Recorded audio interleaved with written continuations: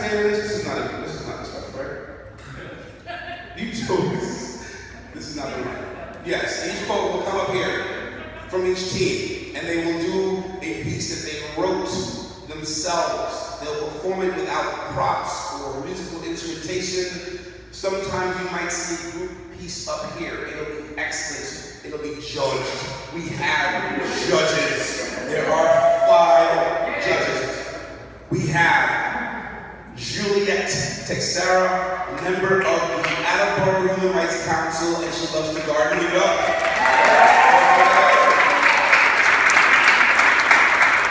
We have Christina, which is young, I was it's pretty wrong. But Christina, she got her first tattoo today. Where is she? Is it in a decent place? You can't see it. Okay. Just look at that. Get up for the tattoo! We have Mira and Eliza, and they just graduated. They're over there. Congratulations. We have Dylan Kerr, who's right there. He plays 5 instruments. Fantastic. We have also Steve Reynolds, a very, very celebrity judge. He's a lawyer and a board, and he's lived in 2 foreign countries, France and Texas. Those are our judges. They're going to be judging the poets from 0.0, which we'll try not to give anybody a 0 because, like I said, it's very difficult to be here in the first place. However, 0.0 was like, that was the worst thing I've ever heard in my life. I wish you would not have even been here tonight. But they won't be that tonight.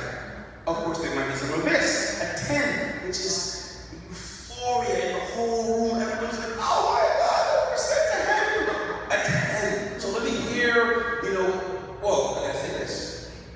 You, as an audience, have an opportunity to speak up on some of this. You can at least voice your opinion about it. So if you hear these judges give anybody a 0, what will you say? And when you hear that they've given your favorite poem, your favorite poet a 10, you will say? Oh, you guys are so well calibrated. I love it. Okay, calibrated. That's calibrated? I said the word calibrated. See, I did it to myself here. Have I covered the bases? I've covered the bases. My daughter can hear me. Give it a family. So once we've covered the basics about the team, the sleds, and the rules, and all that stuff. Oh, by the way, they got the high and the low. All 5 judges' scores don't go in. Sorry. High and the low, perfect score is 30. Okay? The calibration piece. Now, before we get started, they want to get the judges warmed up. They have to get an idea of what they're going to be judging. They want to be sort of acclimated to the situation. And that's when this calibration or sacrificial poet comes in. And I didn't get anybody volunteering this evening. And I am a poet.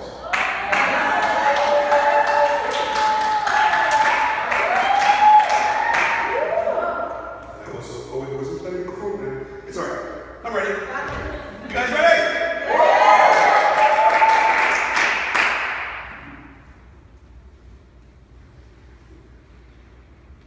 Poetry is my passion. Prejudice is my pain, and my purpose is change. When I preach, I can't pretend, and so I push past the pretenses of poo-poo poetry, put forth poems for people to ponder and perceive. I'm no prophet, just a poet, putting it all into perspective with the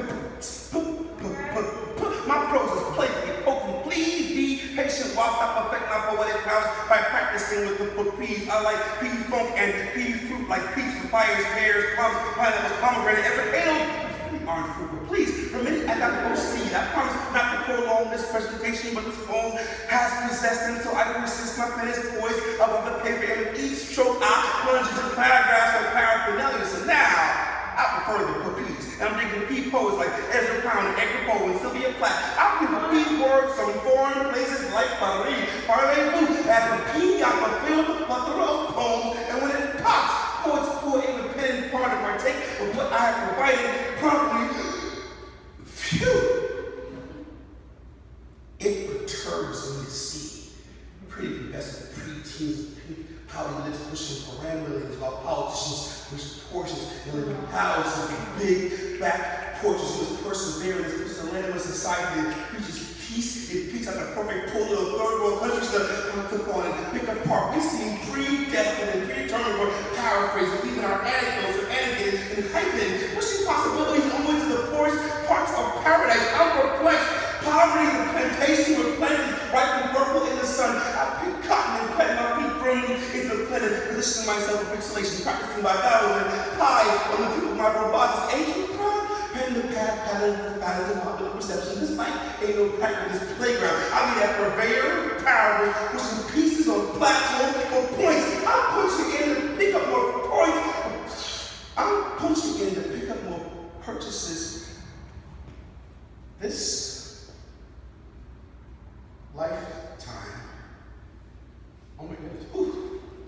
I'm punching in to pick up more points of purchase. I take my payments in installments and be patient proportion to my plate, but I will not be placated to lean on my fate. I pray for a plate of possibilities and a pace out of this paragraph. I've been running in place now for too many parsecs. I'm picking my own path this time, performing at the pinnacle of my game and in the apex of my proud. I'll provoke this population like a pastor preaching an atheist preaching. It's been predicted, my pain has been restricted. So now I'm popping the pills to put the parts of me that only partial police or perpetual, but instead of packing a pistol, I pack a page of my rage while the government propagates between by pickpocketing my pension, telling me there are no more provisions for the purchasing planes at preposterous prices without permission from the populace, poppycock, poles of poison, presidents pick and politicians promoted without proper procedure while pestilences proliferate and propaganda perpetuates. We pray for peace is to pick our paths among the prickles.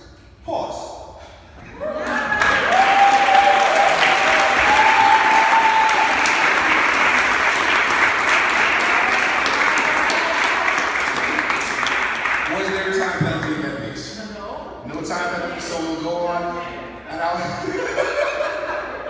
I forgot to mention there's a 3-minute and 10-second limit. 3 minutes is the time, 10 minutes is the grace period. You go over that, you lose half a point for every 10 seconds over.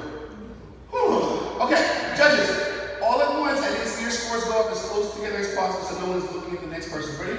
1, 2, 3, scores! 1, 2, 3, scores! Awesome! Give the judges a good hand for that.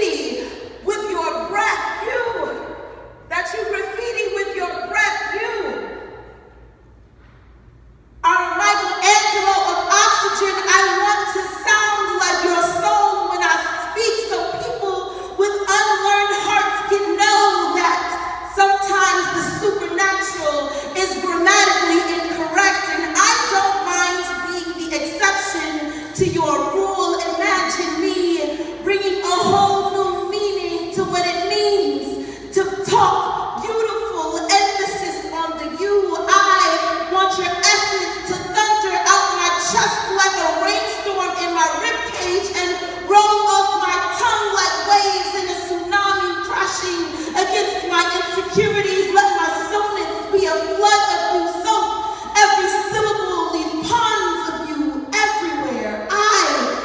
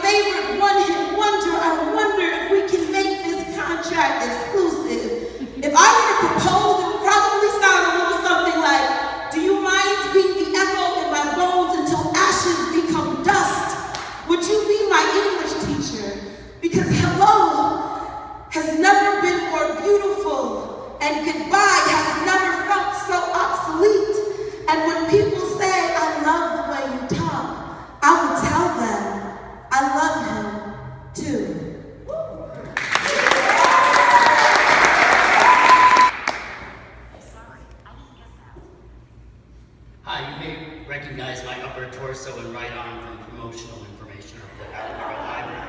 I'm going to use that photo for my OkCupid profile because, yeah, I'm 55 and I'm dating again, so I thought I'd play OkCupid. I mean, I know it's lottery, but I actually know couples who met this way, so it's not really praying for magical lightning odds. It's all in how you massage the algorithms, my friends tell me. The way math teachers explain things to people who let themselves be born poets, you know, articulating algorithms so that broken down, I guess I might absorb it easier. They also say, answer as many questions as possible. So, I ready myself for personal questions, but the first one is straight up astronomy. Which is bigger, OkCupid asks, the sun or the earth? And it asked me what I would want my perfect match to answer, and to rate the whole thing on a 3-tiered of a little, somewhat, or very. So I answered the sun. Indicate I would also want my match to answer the sun. Indicate that it is very and its importance, explaining that I need to know you come from the same solar system as me. Long distance dating sucks. Content that I'm being specific enough, I scroll for the next question. When it comes to your pubic hair, do you take any special care towards its presentation? Well, I've stopped picking out the gray ones. Does that count? And I don't even know how or if my perfect match would even answer that question. Figure that it's probably like, what passion noises would they make? Things I would learn if a match was found. The first date gone so well that they say, drop me off, circle the block, and ask me out again, only this time, park the car and lose the keys. And then this fantasy is interrupted by OkCupid asking me to identify what part of my life I am in vis-a-vis the life cycle of the North Atlantic salmon. The metaphors are not even subtle, folks. A, fry or youth. B, sprat or young adult. C, mature, out in the ocean looking for fishes. Or D, mature. D, spawner, has kids, dead. My life in online dating is the sad coda to an animal documentary, but here is where my perfect match would answer E, sushi. Now shut the damn computer and let's do some eating, and I, mumbling glad praise to algorithms, would join them.